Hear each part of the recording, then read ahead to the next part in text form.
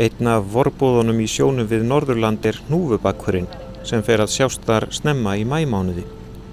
Hnúfubakkur einn skemmtilegasti hvalurinn til að fylgjast með, því hann á til að gera margvíslegar kúnstir. Hér eru 3 hnúfubakkar saman í utanverðum Eyjafirði. Takið eftir að bakuggan vantar á einn þeirra. Saman virðast þeir yfirleitt rólegri og auðveldar að nálgast þá. Líklega þeim styrkur hverjum af öðrum.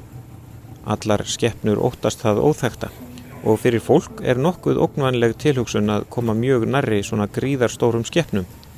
Ekki síst getur það verið þröskuldur að yfirstíga að kafa í nánd við hvali. Skíðishvalir eins og hnúfubakkurinn hafa ekki tennur, heldur skíði eins og við sjáum hér. Með hærðum skíðunum síja þeir æti úr sjónum og sleikja það svo úr með ógnarstórri tungunni. Skíðin vaksa meðan hvalurinn lifir, ekki ósvipað nöglunum og hárinu á okkur. Enda skíðin í raun búin til úr sama efni, keratíni. Þetta svo bein úr innra eyranu á hval, bein sem pínu lítið í okkur. Hvalir eru spendýr og eiga uppruna sinn í landdýrum sem voru á stærð við úlf, en höfðu klaufir eins og kýr og kindur. Öll spendýr á jörðinni eiga uppruna sinn að rekja til fiska sem gengu á land fyrir 400 til 500 milljónum ára. Frá þeim þróuðust öll skriðdýr, fuglar og spendýr, meðal annars forverar hvalana.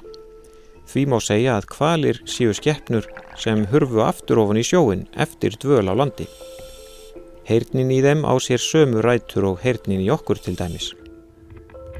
En nú förum við niður til hvalana. Hvalir hafa samskipti með hljóðum og þessi samskipti þeirra eru rannsökuð hér við land, til dæmis á þekkingarsetrinu á Húsavík.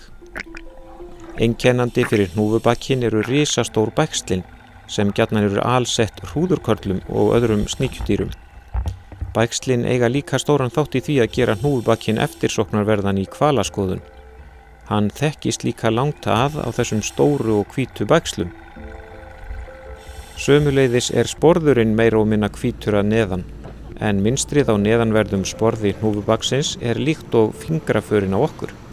Þetta mynstur nota vísindamenn og hvalaskoðunarfólk til að þekkja aftur einstaka hvali. Hnúfubakkurinn hefur haldið sig síðustu ár á Eyjafirði frá því í maíbyrjun og fram að áramótum, þannig að hann hefur verið mjög aðgengilegur í hvalaskoðun. Einstaka hvalir hafa þó sést í firðinum allt árið. Einkenni hans kröftugur blásturinn sem gerir auðvelt að finna hann á löngu færi.